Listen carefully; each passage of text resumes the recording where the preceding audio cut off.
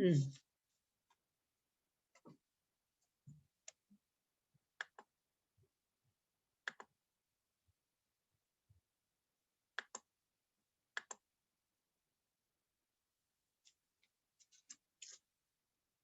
Hello. Good evening. Hello. How are you?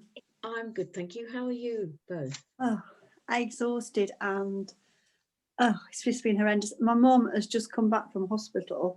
She went in on Sunday, Monday morning, and she's just come out. But they have actually managed to calm down the AF.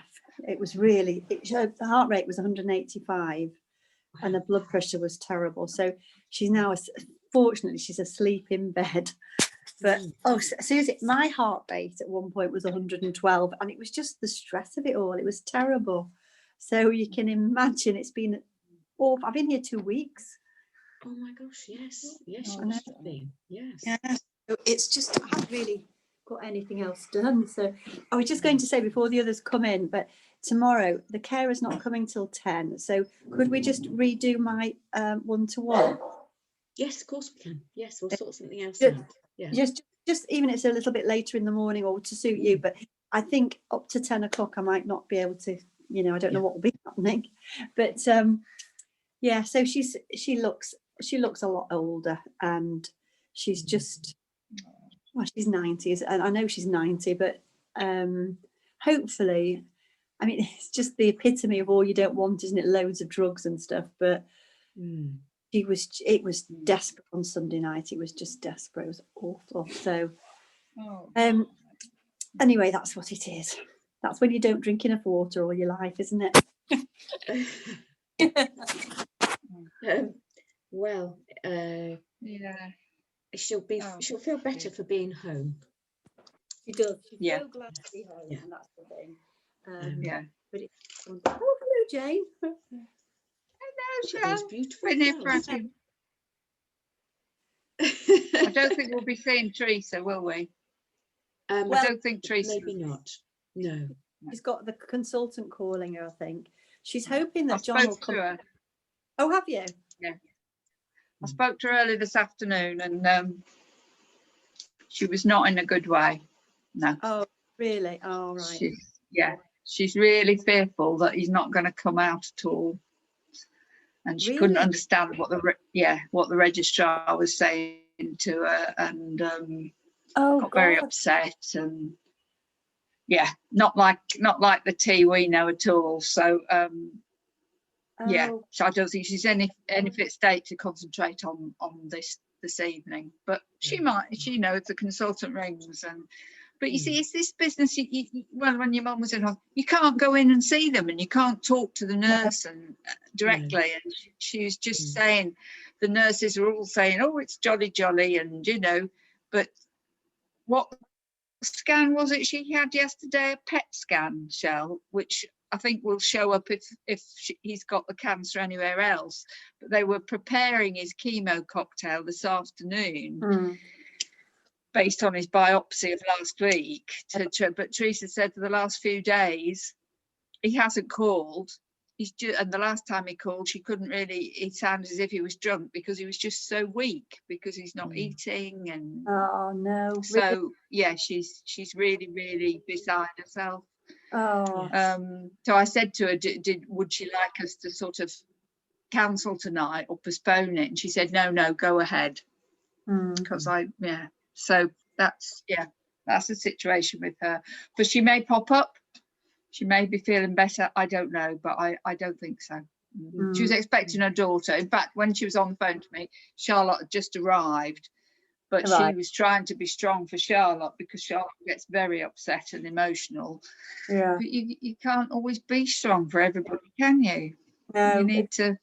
I just said, if I could jump in the car and go up the A1, I'd be there.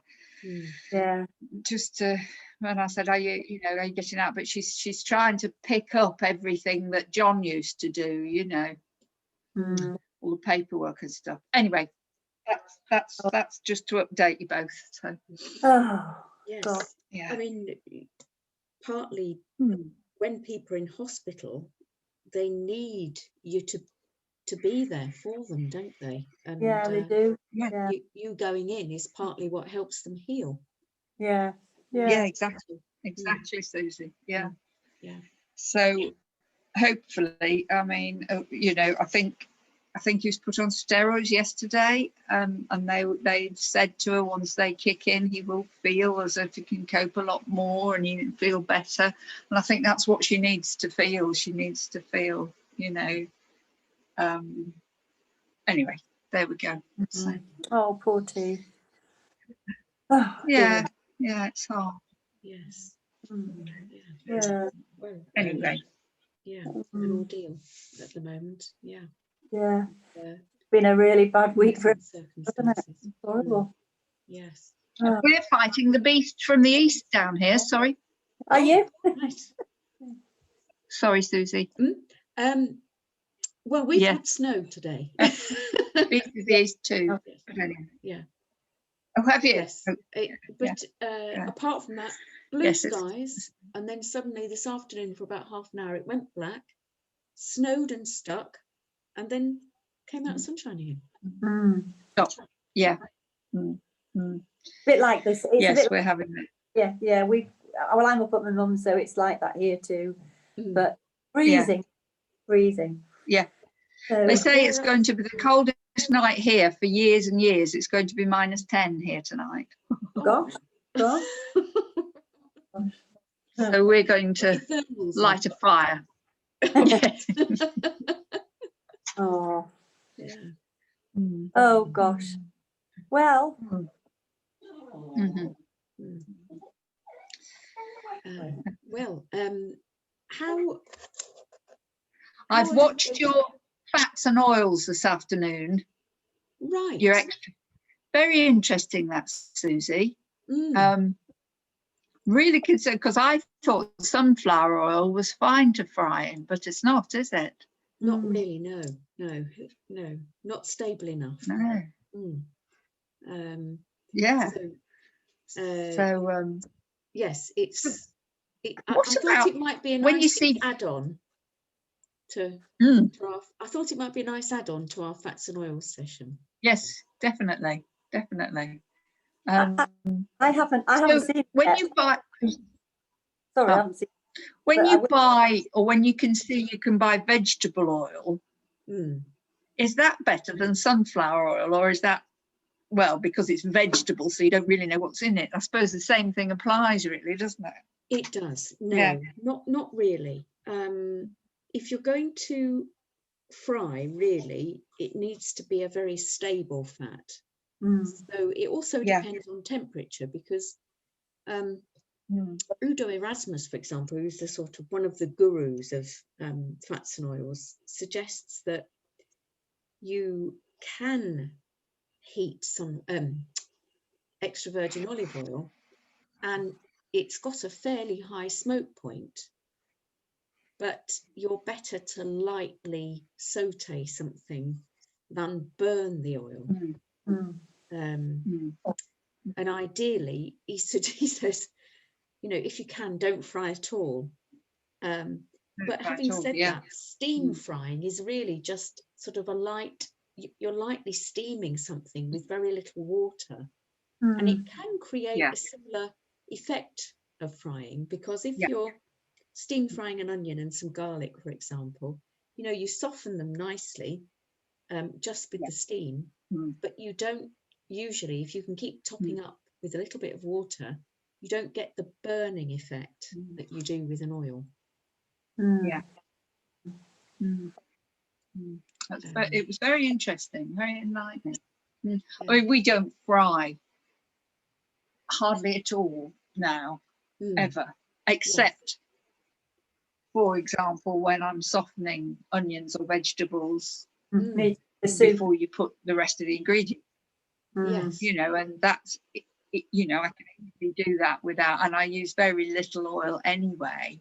You know, I was thinking about Yorkshire puddings, and they say heat the oil till it's smoking. You know, yes. Yeah. Well, there's not that I do that very often these days either, but yeah, it's yeah, very interesting. Well, if you think about something So like I might, walking into a fish and chip shop, when you can almost smell the smoke yeah, of the oil. Yeah. And Yeah. there are some fish and chip shops, apparently in Yorkshire, which do use beef dripping for yeah, their frying medium. Yeah. And really, that is a better scenario Yeah. if you can find somewhere that does, Mm. than them using these vegetable oils. Mm.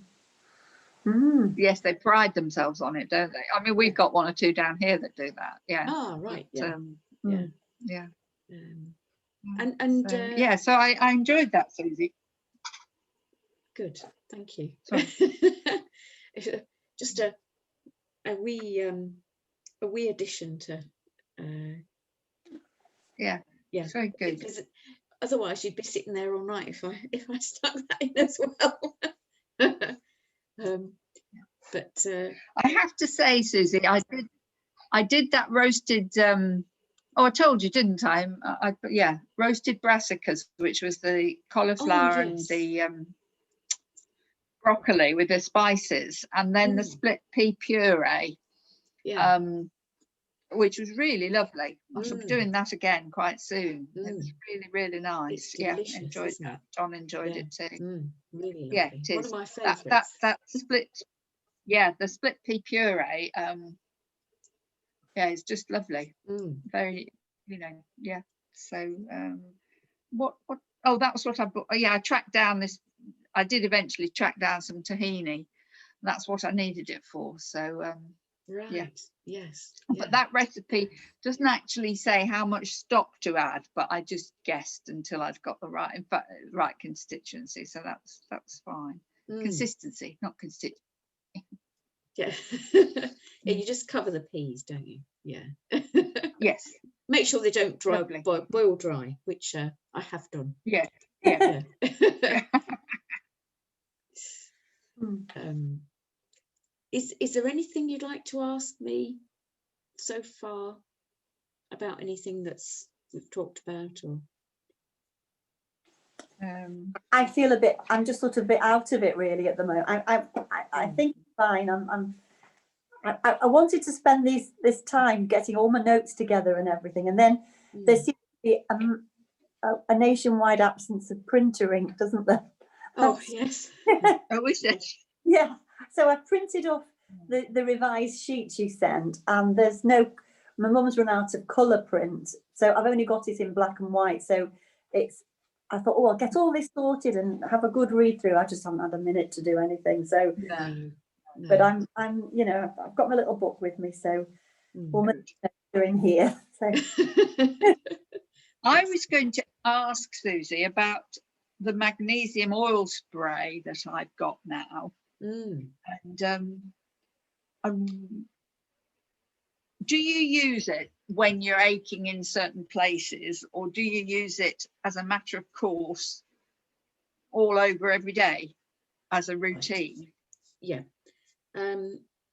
Generally speaking, if you're aching, then put on some extra a couple of times. Then if you have an area that is kind of inherently a problem often, like lower back or an elbow or you know, a toe joint, whatever it is, then it's worth spraying it every day and just keeping up with it. Right, I will do that. Yeah, because it will make a difference. I mean, I've had people who've come with sort of bony lumps, for example, on toes or fingers, finger joints, who've found that if they spray every day, it no longer causes them any pain. Oh, really? Oh, that's interesting. Yeah, bunions, that kind of thing as well. Oh, right. It can just, you know, help keep the wastes under control around the joint and get the right mineralization there so that it's not a painful joint. Oh, thank you. Yeah. Well, I ordered it. I forgot to order it when I ordered my stuff from Cytoplan, but it doesn't come from there anyway. And I found it at Holland and Barrett. Oh, yes. And I'd just been in there that afternoon. I'd been down to the city with John to Specsavers, but but then I got them to deliver it to the local co-op for an extra couple of pounds. It's marvellous these days, isn't it? We really don't have to go anywhere. No, it's true, you don't. Better than Amazon, though. I think. Yeah, well, yes, exactly. Yes. Yeah, that's good. But I weighed it up and I thought, well, it's going to cost me more to park in Norwich city centre. Just walk through to Holland and Barrett, pick it up. I may as well just get them to bring it out, and you know, and we go to the local co-op pretty much every day for the paper. So anyway, there you go. Sorry, I digress. And then there's the time in our life as well, isn't there? It's worth paying £2 for that. Yeah, absolutely.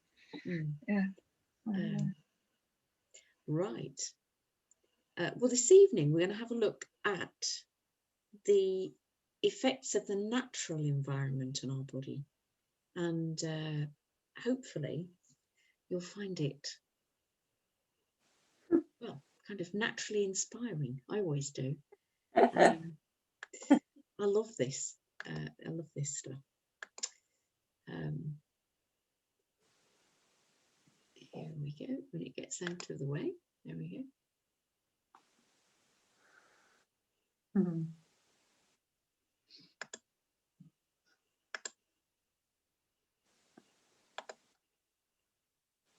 So we're going to have a look at the natural influences of the sun, the moon, and the seasons, because they do have known effects on us, and it's just not particularly acknowledged in medical science, but they do, some areas do notice things.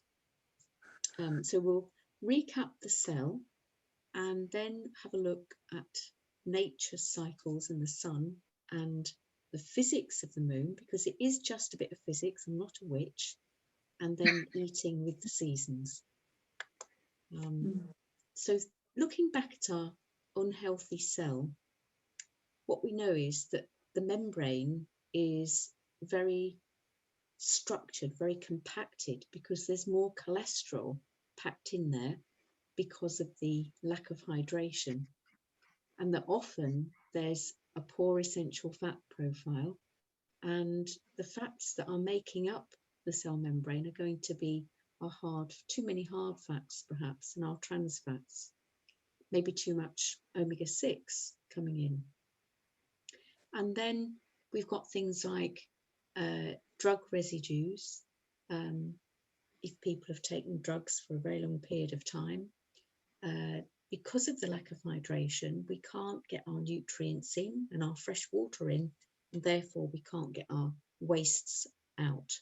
So the cell will be very acidic, very cut off, and poor magnesium and potassium intake, perhaps in the diet, or less than is needed.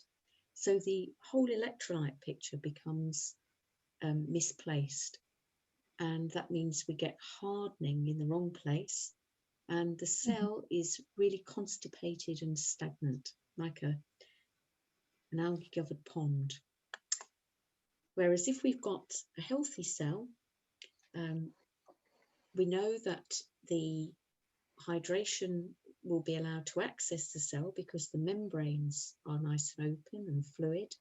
There's a healthy cholesterol ratio, and if there's a good supply of magnesium and potassium coming in and the electrolyte balance is correct, then there will be enough potassium in the cell to structure the water and hold everything in the right place, so that there isn't that excess of sodium that is going to make the cells swell.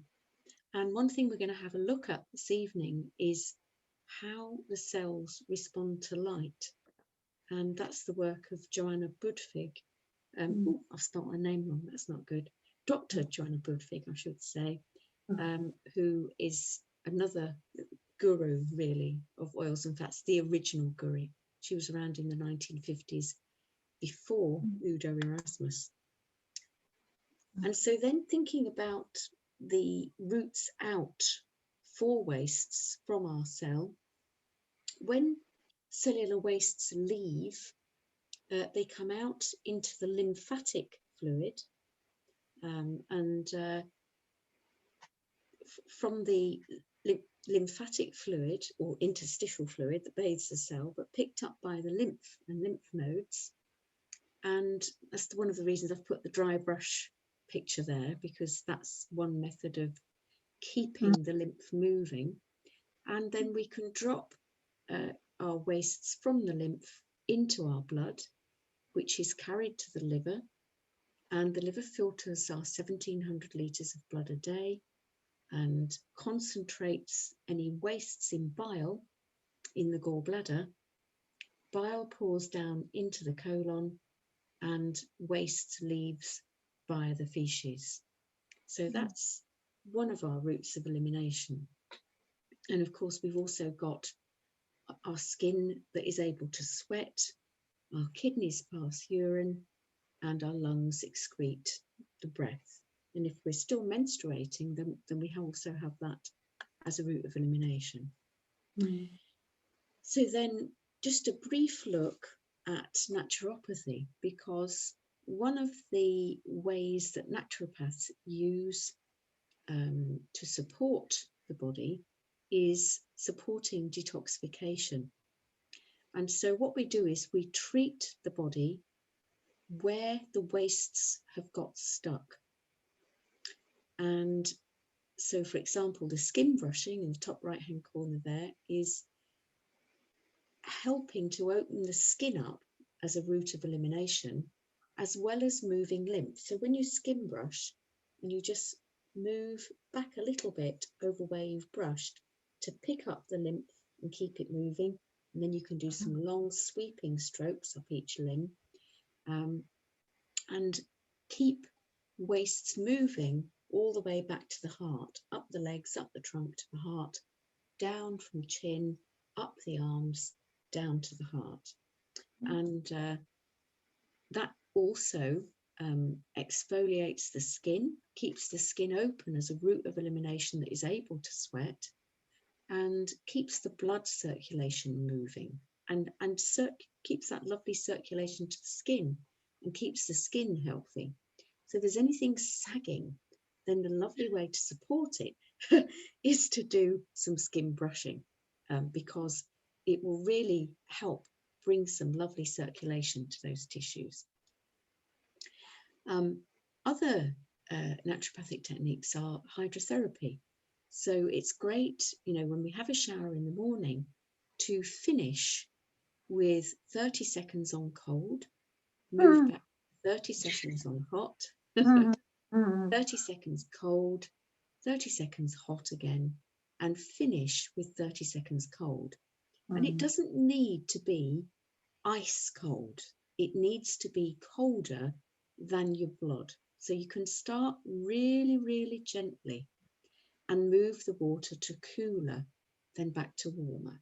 And that will gently move blood circulation out when it's cold, out when it's warm. And when you come out of a shower, you're all sort of pink and the blood's come to the surface. But the cold water pushes the circulation back towards your main organs and gives them some, blood supply to help energize them. Then you bring the circulation back out with the warm, and that in-out movement helps your lymphatic flow at the same time, because it's moving as well, and it helps your blood circulation. And so you're creating a little bit of elimination and increasing again circulation to the inner organs and out to the skin. And so then Sebastian Knipe was a well-known hydrotherapist, and he promoted the use of things like cold water packs to various areas of the skin where there was heat and inflammation, in order to draw that inflammation out of the body. You can also obviously use things like castor oil packing, wool flannel or cotton flannel, and pour the cold pressed castor oil on, and use that over the liver particularly, because it has the most amazing effect on the liver. It'll help the liver to clear bile, toxic bile. It'll help the gallbladder in the same way, helps secretions from both of those. Castor oil has the most amazing effect on the lymph. The ricinoleic acid in it, which is a fatty acid, will drop through the skin and help your tiny lymphocytes, your lymph cells, to stimulate them to cleanse. So it has an amazing effect on the lymphatic system. And if you can imagine, in the trunk, over your digestive system, you have an enormous amount of lymph network and lymph nodes. And the castor oil is very, very beneficial for the digestion generally. If you are packing the liver and you have sore joints, you can also pack the joints as well. It's probably better to use cold packs if they are very swollen, because castor oil packs might simply draw more waste out. So it's better to get swelling down first, and then you can pack the joint itself with castor oil. Enemas are another way of supporting, not particularly the bowel, because really it's best to treat constipation through hydration and diet, but they are a way of reaching and treating the liver. So you can use things like chamomile, coffee if the body is not too dehydrated, mixed herb enemas to reach and treat the liver, and again encourage good bile flow.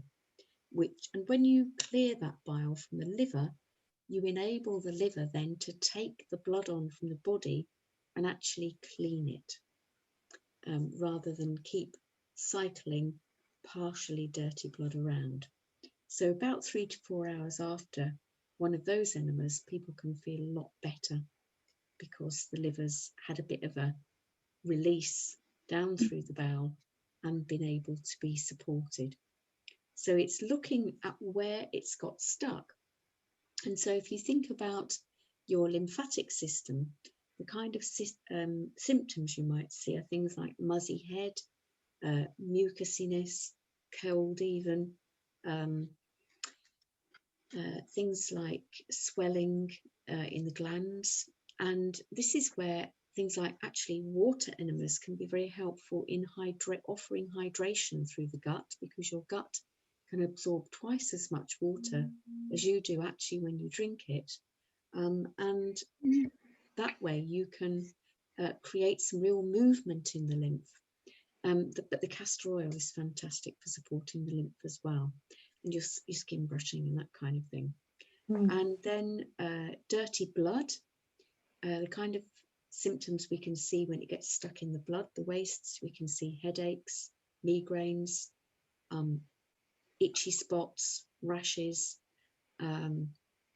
boils. Don't see many boils these days, probably better if we saw more, because it's a nice discharge through the skin.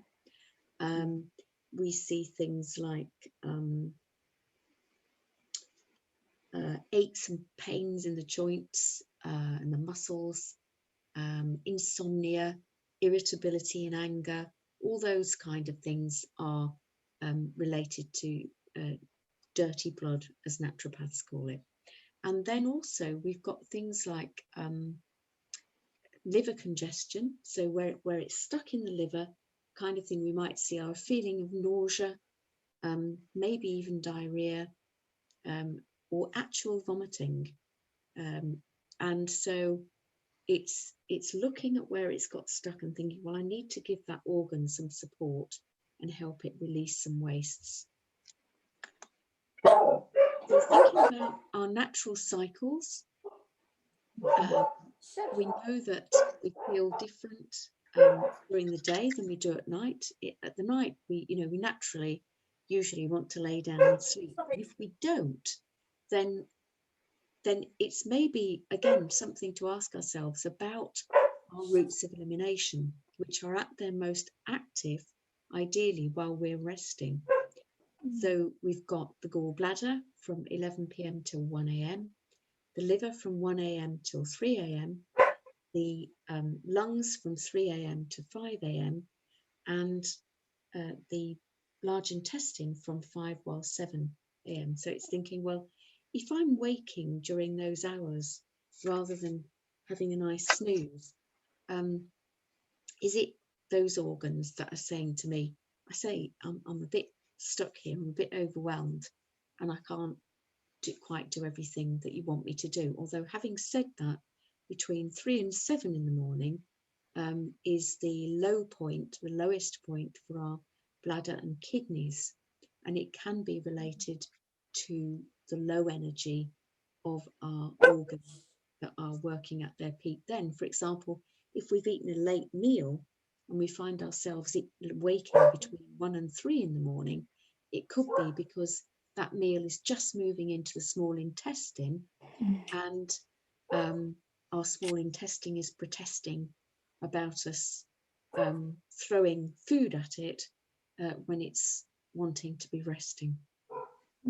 So thinking about our 4 seasons, we've got, spring, summer, autumn, winter, and so many people feel so much better in the spring and summer because of the effect of so much more light. And then it's really flowing with the cycles and thinking, well, when it is spring and summer, I can stay up longer, I can do more because there's more light. And then responding to the signals of autumn and winter and thinking, well, it is natural really for us to want to hibernate, ideally in the winter, for about 14 hours a day. But yet we don't do that. We switch an electric light on, we stare at screens that have too much blue light, and we just wake ourselves up and stop producing enough melatonin to help us sleep properly.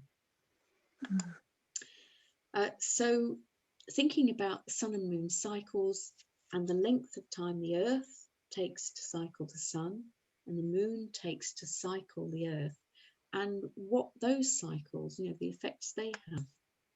So for the earth's journey, 365 and a quarter days defined as a year, and the gravitational pull of the sun keeps the earth and the moon in orbit around itself, and the moon obviously has an orbit around us. But like other planets and like the moon's pathway around us, the Earth's orbital pathway is an ellipse. It's not a proper circle.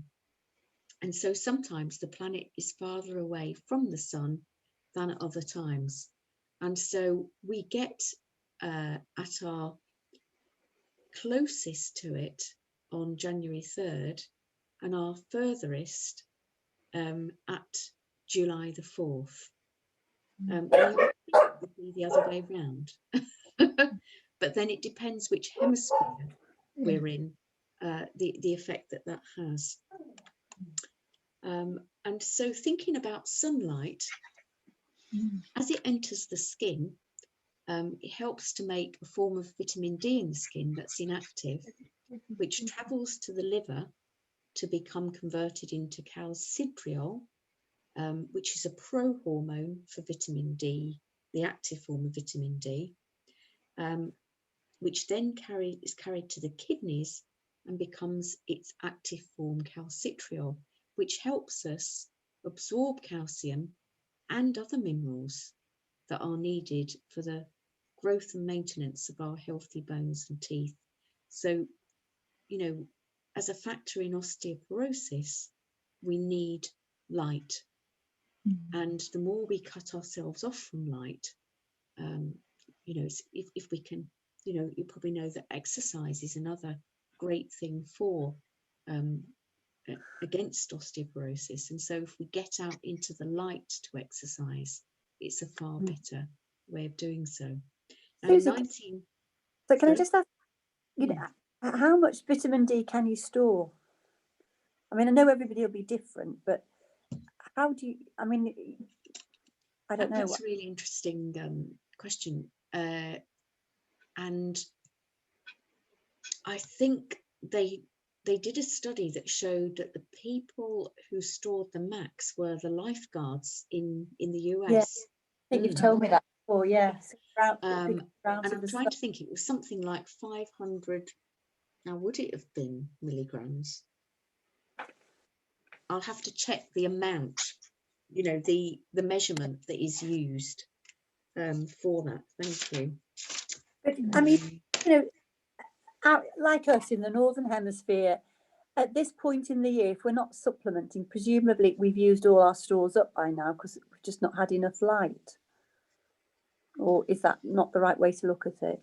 No, that's not a bad way to look at it, because I mean, last summer was exceptional. We had an exceptional amount of light if you were able to get out in it, and that would make a difference. But being in the Northern Hemisphere, we wouldn't have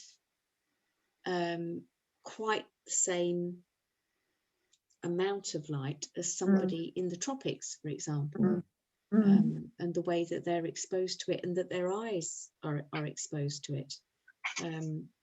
Because and the skin.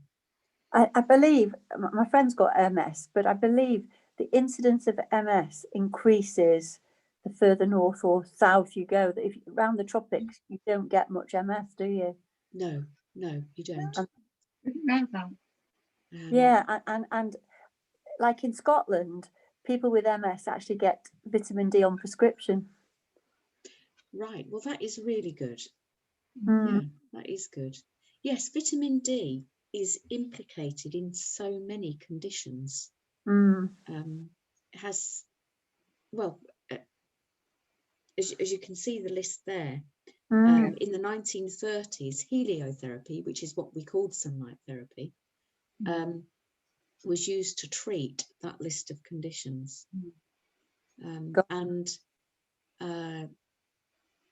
sun exposure can naturally lower blood pressure for up to 5 to 6 days.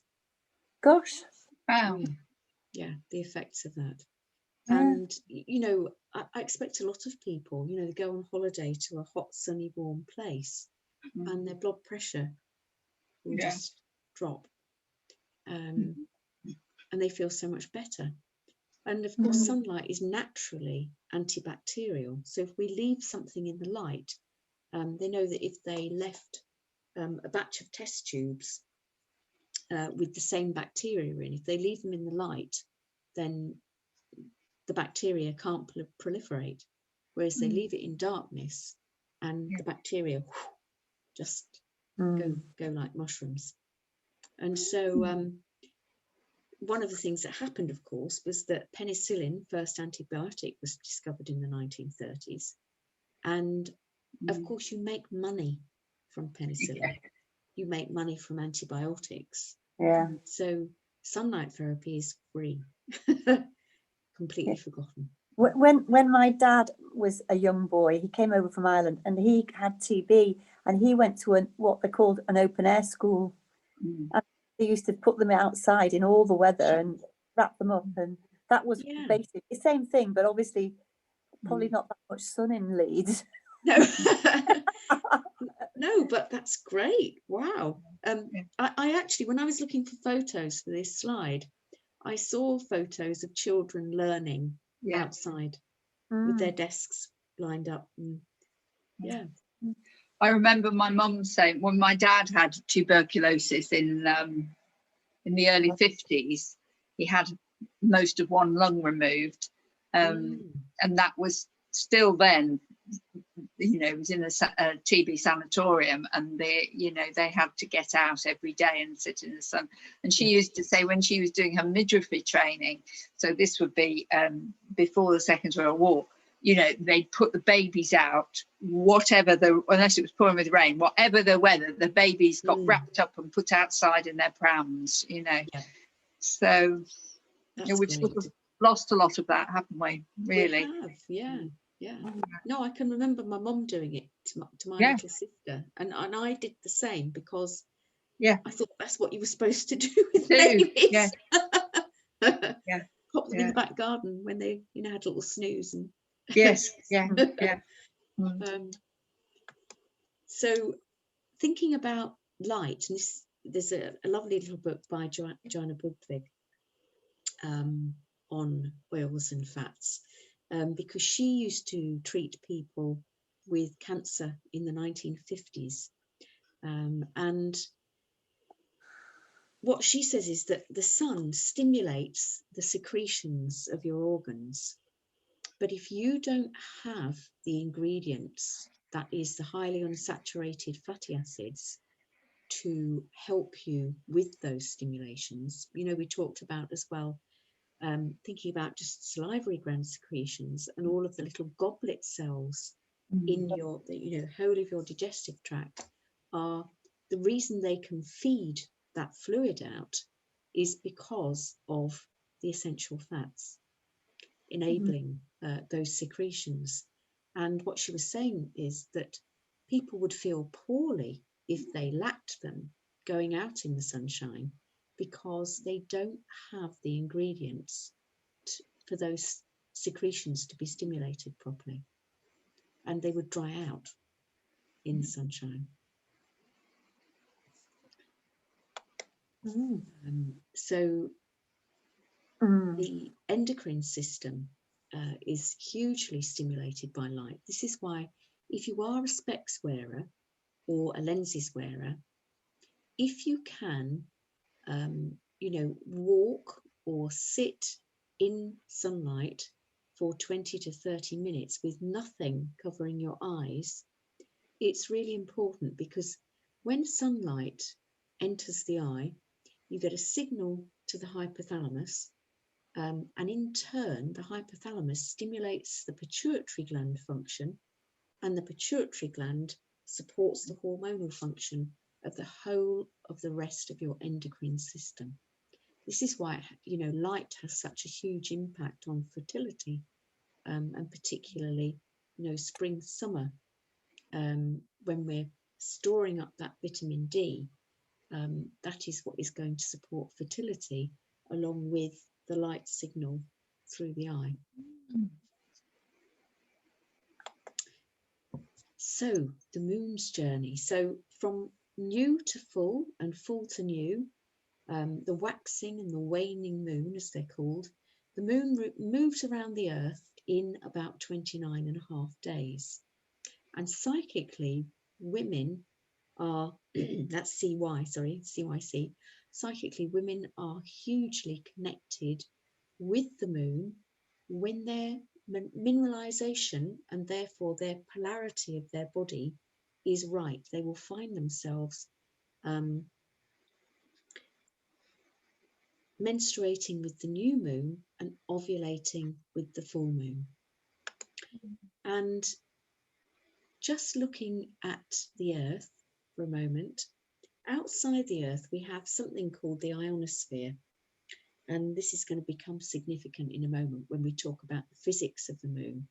And all the ionosphere is a layer of positively charged ions and dust, atmospheric dust, and it stretches from about 50 miles outside the Earth to about 400 miles above the Earth's surface. And beyond that is the magnetosphere, the Earth's magnetic field. Now, at a full moon, you can see the ionosphere sitting outside the Earth there. And at a full moon, you've got the sun on one side of the Earth, and the full moon is directly opposite on the other side of the Earth. And when it's full, you've got the sun's gravitational pull pulling the moon in closer towards the Earth. And when that happens, it squeezes the ionosphere, which is this layer of positively charged particles, and those positively charged ions come into the Earth's atmosphere. So we'll have a look at what happens to those in a minute. Because on the new moon, the moon has travelled round to the other side of the Earth, and the gravitational pull on the moon from the sun pulls the moon away from the Earth. And that means that the ionosphere sitting outside the Earth is able to expand outwards, which means that at that point, which is tomorrow actually, at about 7 o'clock, 7:05 in the evening, we have more negative ions in the Earth's atmosphere, because the positive ion atmosphere that's 50 miles out has pulled away. And so we've got the most negative ions available in the Earth's atmosphere. Now, that has an impact on the polarity, the charge of our blood, because normally your blood and your blood vessels as well are negatively charged. And that allows for a nice, easy flow of your blood through the veins, through the arteries, and all the tiny little capillaries as well. But when you get more positive ions coming into the Earth's atmosphere, we breathe them in to the lungs, and the blood becomes more positively charged. And what happens is that your blood cells start to clump together, and your blood literally becomes thicker and stickier and more toxic. And it's just physics. I promise you, I'm not a witch. Now then, at the new moon, there's more negative ions available. The positive ions are pulled away. And that means that your blood is highly negatively charged, at its most highly negatively charged in the month. And the blood cells are free and flowing through the blood.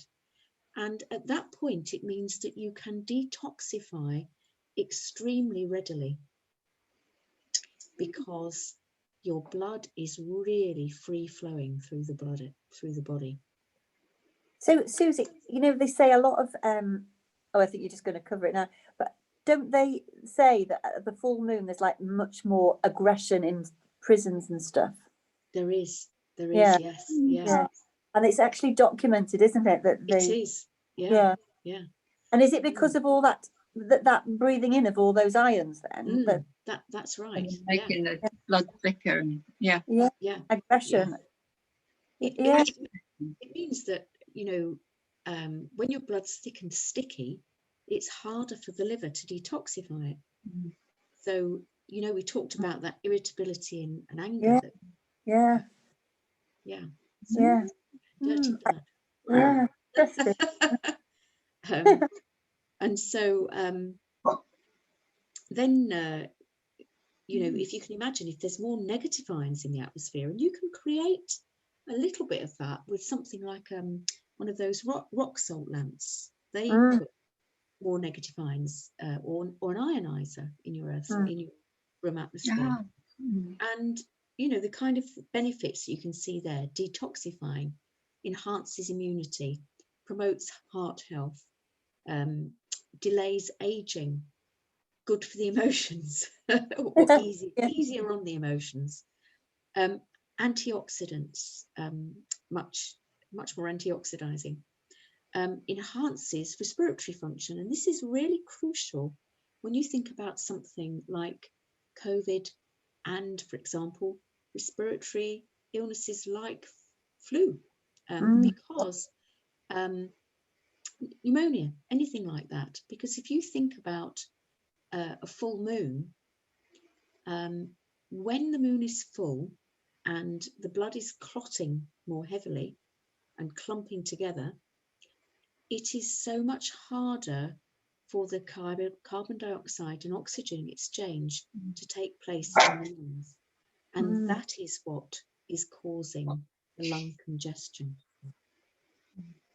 And there is an indication, and I've not seen it in a study yet, but there's certainly an indication coming out of Italy that has had a lot of 5G antenna installed, that it's contributing to blood clotting.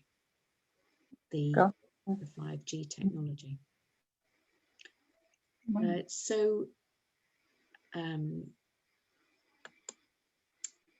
Just thinking about eclipses, when there is an eclipse, if you can imagine, you can see how closely aligned the sun and the moon are, because during the rest of the year, they're not as closely aligned. But when they're directly opposite each other, whether it's a new or a full moon, whether it's a lunar eclipse when it's full and a solar eclipse when it's new, then the gravitational pull of the sun on the moon is much stronger. And that squeezes the ionosphere more closely, more heavily, and it pulls the ionosphere outwards more heavily. So more toxifying, more detoxifying. Now the moon is in a different sign every 2.5 days, and you might think that this is getting really airy-fairy, but there is an amazing lady called Joanna Ponga who has written it. She's an Austrian lady, and she was brought up with the philosophy that, and biodynamic farming uses exactly the same principles, that the moon and the sign it travels through has an effect on humans, animals, and plant life. And each astrology sign rules a part of the body. And so Aries rules the head through to Pisces rules the feet and the lymphatic system. And I'll just tell you what's going on at the moment, because the new moon tomorrow is in Aquarius, and our next full moon, which is on February 27th, will be in Virgo, because we'll be in the sun sign of Pisces by then.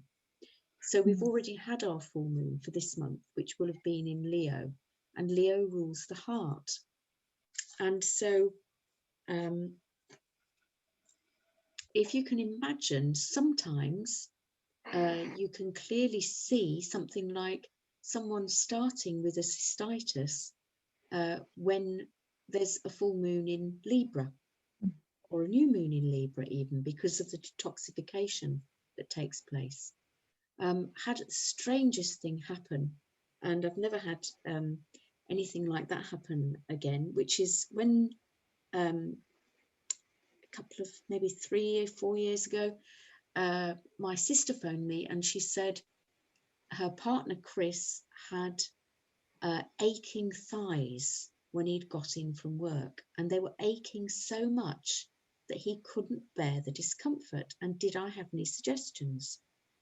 So I suggested that they try some, gentle cold packs, and that they maybe try some magnesium oil and a bit of magnesium, because she had magnesium in. And later on that evening, Chris actually started with tonsillitis. Now, tonsillitis is something that he'd had recurring over probably a couple of years, every few months.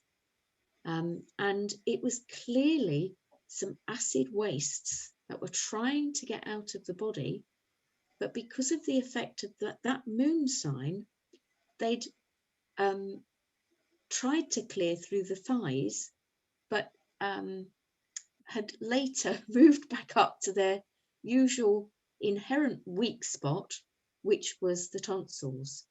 And so the aching in the thighs was like a beginning of symptom of his inflammation starting. He was a proper old, loved sugar. He still loves sugar really, but he eats a lot less than he used to. So an itis really is an inflammation partly caused by dehydration, and he didn't used to drink any water either. So I can gossip about my family because they don't mind. Use it as an example. And so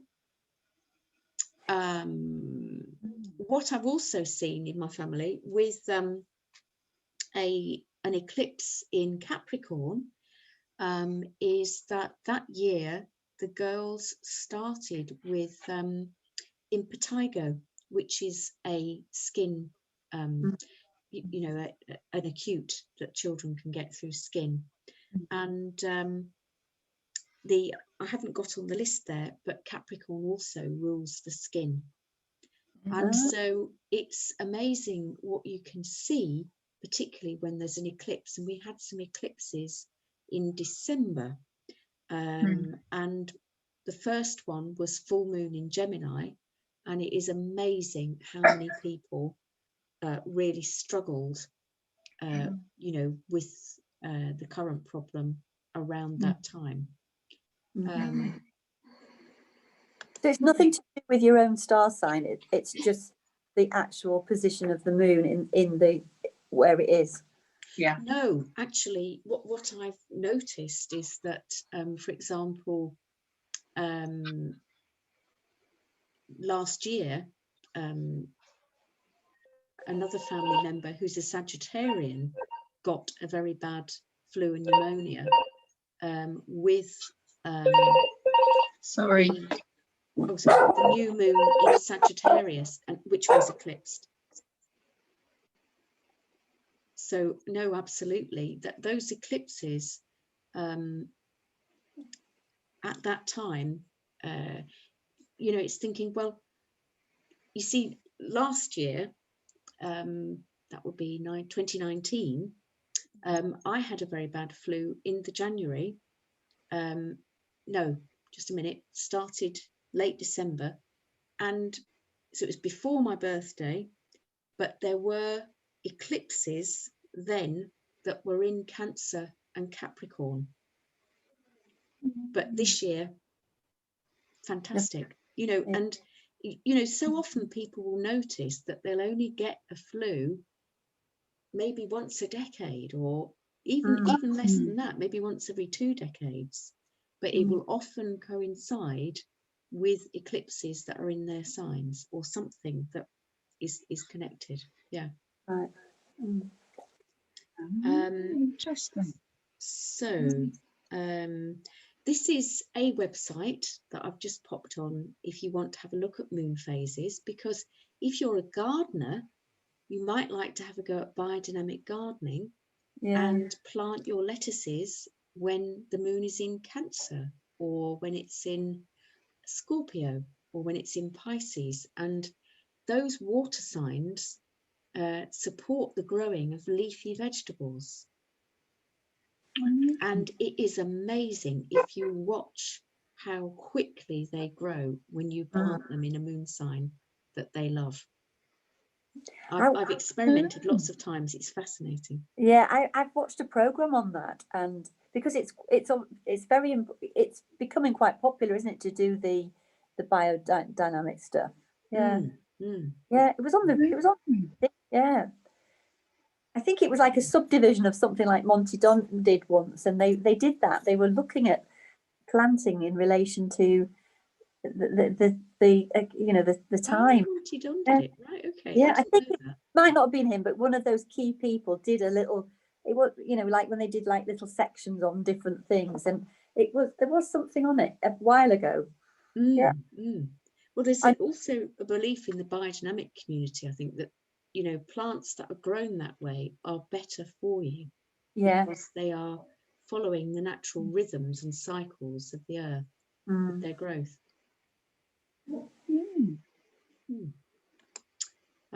So yes, going back to the full moon, when there is more positive ions in the Earth's atmosphere, that full moon effect has been recorded over the years, and they have noted increased violence and aggression, low mood, mood swings, road rage, hyperactivity. Some people become very busy on a full moon. And some people get their migraine on a full moon, or their asthma attack.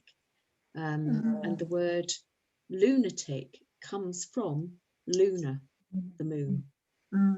And I don't know, have I mentioned Ozzy Osbourne before? No. Because people are more prone to accidents as well. And so, and hospitals do acknowledge that, that people are more prone to accidents. For example, Ozzy Osbourne came crashing off his, what's those quad bike, was it? Quad bike. Quad bike. And it was around, I think it was an eclipsed moon in Cancer, full moon in Cancer, that he So looking at natural sources of negative ions, and if you walk in these places, you'll probably acknowledge how great they make you feel. So walking next to the sea, very high negative ions. Waterfalls, because of the movement of the water. Being high up in the mountains, you're closer to sources, good source of negative ions. And also walking in the woods, because the trees are a source of negative ions. And there's your sources of positive ions. We're sitting in front of one right now. Sorry about that. So nothing positive about a positive ion. Yeah. Anything you plug in, Yeah.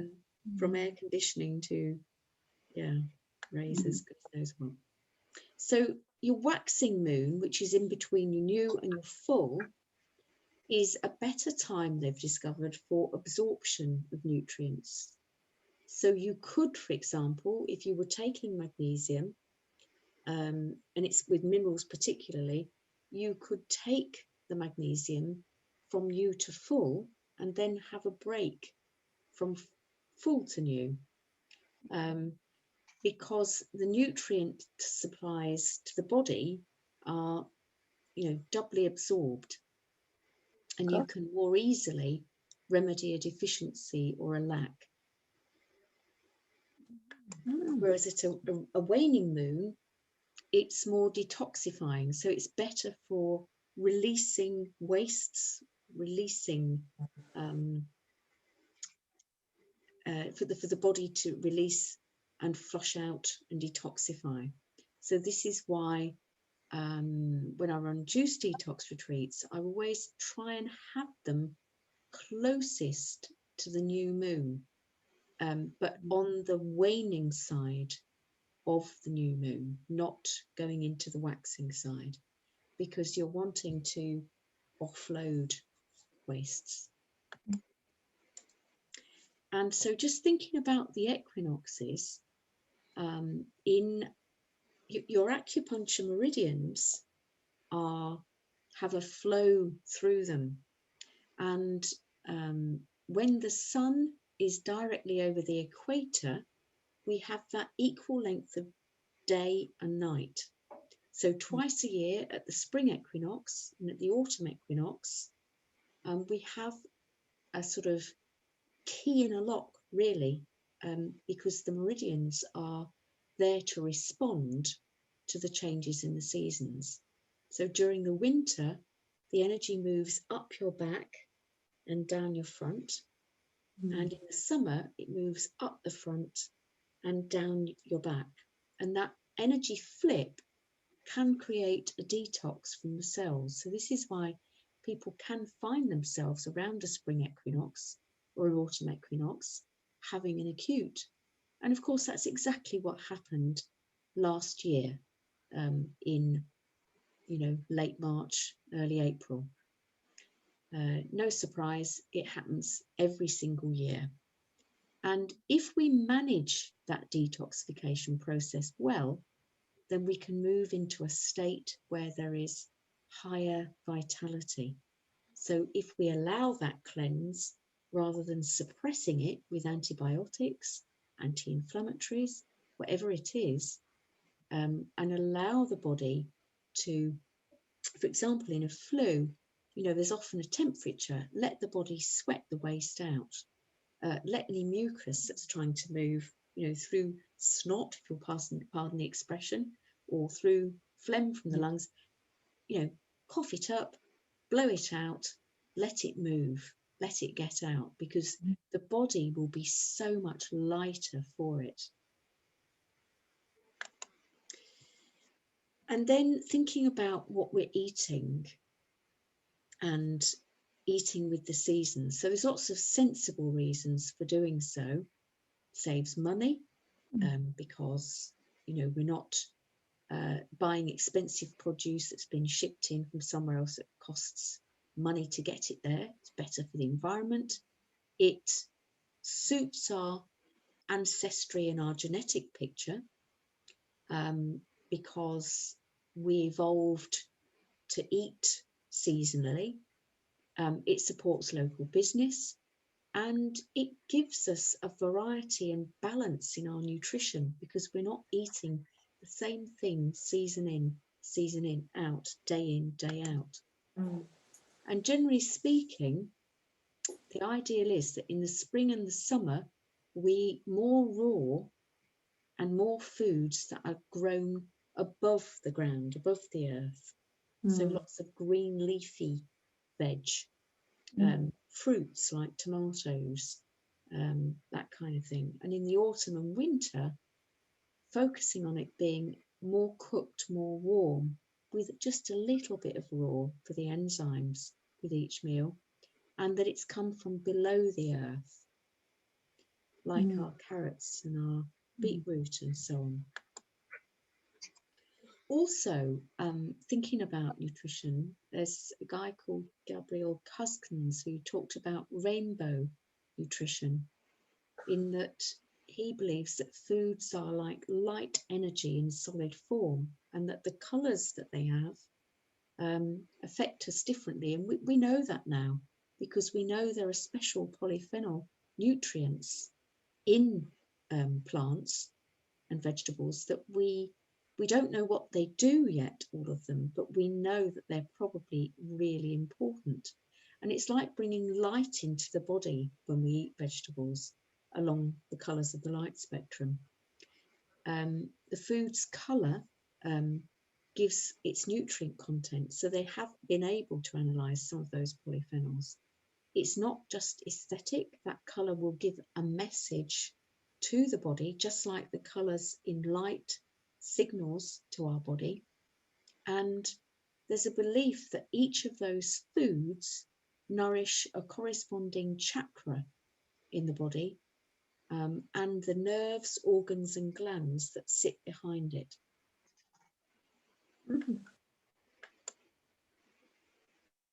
Interesting. I That's didn't know. fascinating. Yeah, know that about the colour and the chakra. That's really interesting.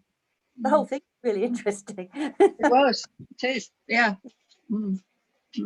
I didn't understand the before. I didn't understand about the positive and negative ions and the impact at all. But it makes sense, doesn't it? It does. Yeah. Really interesting. Do you feel like Girls? Sorry? Food for thought there. Yes. Yeah.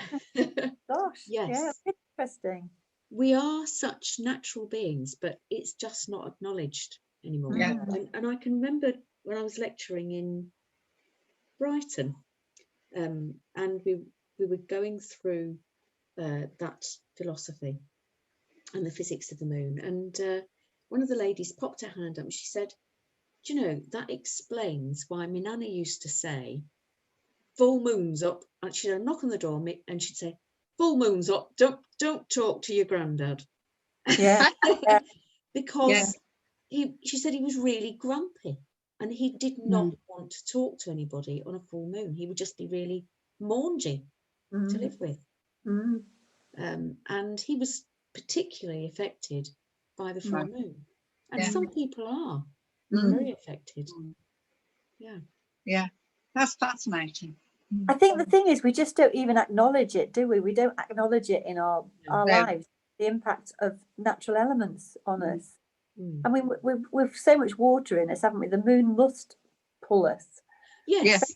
Yes, women. that's right. We are basically, what we have inside us is a tidal soup of nutrients, just like the sea.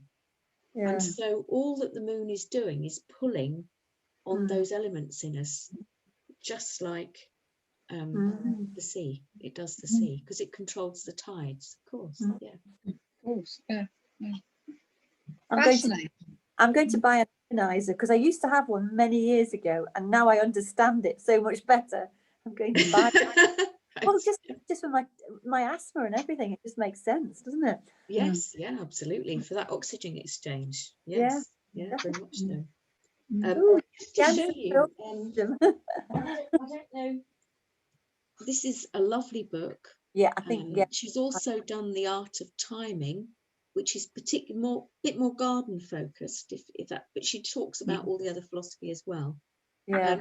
This one goes into how in Austria they use it for decorating, for forestry, all aspects of house building. They really acknowledge how important it is to them. How do you spell her name, Susie? Joanne?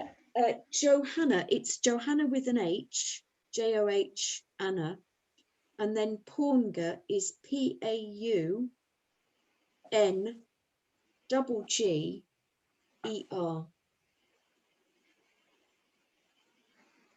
Right. And she did collaborate with Thomas Popper on that book, but I think it was because she'd never written a book before. Oh. Oh, that's very good. Amazing. Yeah, very interesting. Susie, can you just go over the castor oil pack business again?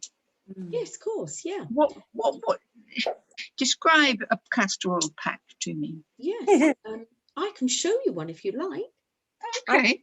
I've been using them on my mum. Oh, really? Oh, right, lovely. I'll go get one. And if I've got a bad chest, I put a castor oil pack on it. Oh, do you? So it's but it's something to do with the prism of light that castor oil has, which she's not. I think anyway, and it's very simple. It's very detoxifying, and she suggested that for John. You see. But the skin brushing, I used to do all that as well, and of course I don't do it now. But you'd be amazed how much stuff comes off your skin when you skin brush. Dry skin. It's really. I could get John to do that. So it's excellent. This is the cotton castor oil pack. It's much harder to get wool flannel now, but you've got a double layer, right, folded in two, and so you drizzle the castor oil onto the pack, and it gradually becomes more and more oily. But you can see it's not dripping, but the oil is holding the cloth. And castor oil has a very low rancidity, so it doesn't go off quickly. So you'd apply that over the liver, which is on the right side under your rib cage here. Right. And you then, what I do, one thing you do is put an old white t-shirt on. And then cling film with non-PVC cling film to hold it in place. Or you can wrap an Inco pad folded into this one's disintegrating. And fold it in two lengthways and wrap that round the body and wrap the cling film over that, and it just stops the oil getting into anything. That's all that's for. And so I take these on detoxes because then people can use them for their packing. And if we don't get any oil on the venues, it ruins everything. And then I have I used to wear an old white t-shirt and cling film over the top of that, and so gradually it would become more and more oily. It has to be a white t-shirt you don't care about anymore. But years ago, sorry, probably about 3 or 4 years ago, a dear friend gave me this for my birthday, and it's a thermal vest. She's so sweet, and I opened it and I thought, oh, I'm not sure I'd probably wear that. But then I thought, but it'd make a brilliant, warm, cozy thing to put over my castor oil pack. Yeah. So that's what it's used for, and it keeps my castor oil pack warm. Then you pop a hot water bottle over the top.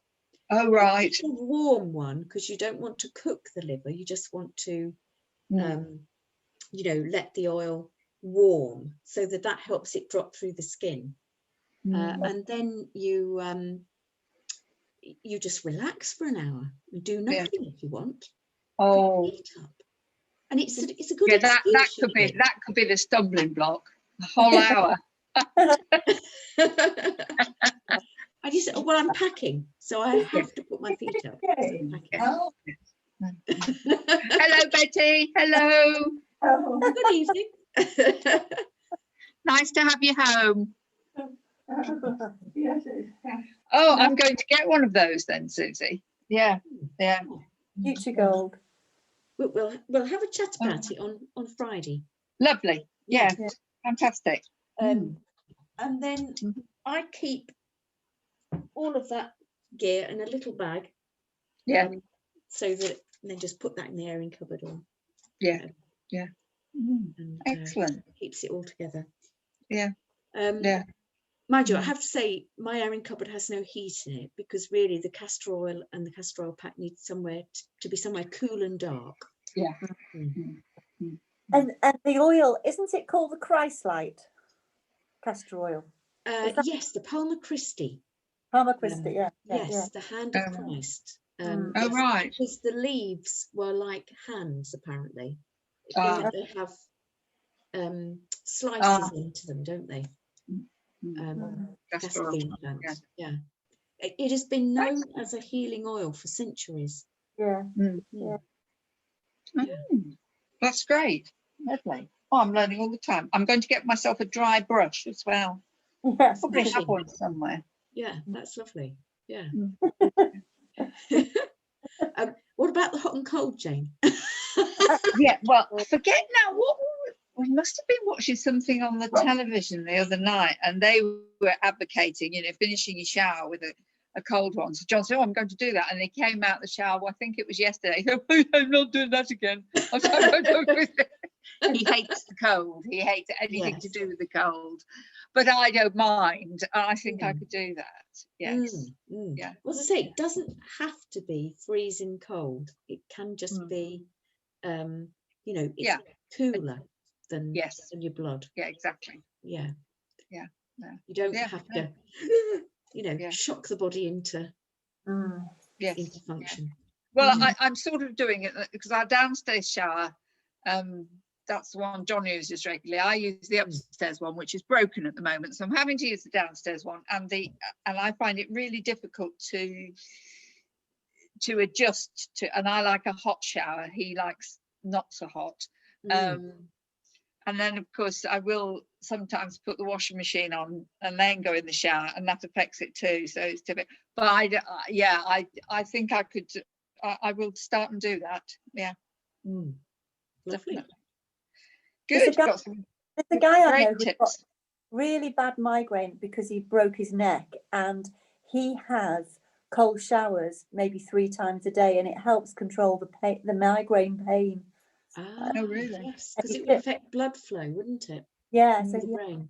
Cold shower every, particularly if it's bad. But he's just got he's just left with permanent migraine, and that's one way he copes with it. Right. Yes. Yes, because it would draw the heat away from the brain. Yeah. Gosh. Right. Okay. Well, I was just thinking today, Susie, you know, in myself, I'm feeling, I don't know, quite lifted. My mood is quite buoyant at the moment, and I do wonder. I've now been on the Lemo 3 oil and the supplements for a week, and I'm thinking, oh, I wonder if it's that. Yes, must be. I must say, Jane, you said that using the lemon oil as a dressing on your salad. It's really lovely. Yeah, yeah. Perhaps nice. mixing it with an avocado. The next time I get yeah. to a shop, I'm going to buy some Yeah. avocado to do it. But I'm training myself just to have it off the spoon, because I've mixed it with my muesli a couple of times, and I don't like it. Makes my muesli tell lemony, and I'm not. So I'm just sort of. Actually, I was going to say, but we'll perhaps cover it Friday. Is it a teaspoonful a day, Susie? Yes, that's right. For now, for a teaspoon. Right. Yeah. I don't like the way you said now. Are we building up to half a bottle a day? Because no, nothing like that. No. I'm going to have it because it's, to me, it's just lemon oil that you can't detect it's fishy at all, can you? You can't. And the only unpleasant bit is my mouth's all greasy for a couple of seconds, but then it goes. So yes. Yeah, I'm going to train myself to do that. That's great. Lovely. That's fantastic.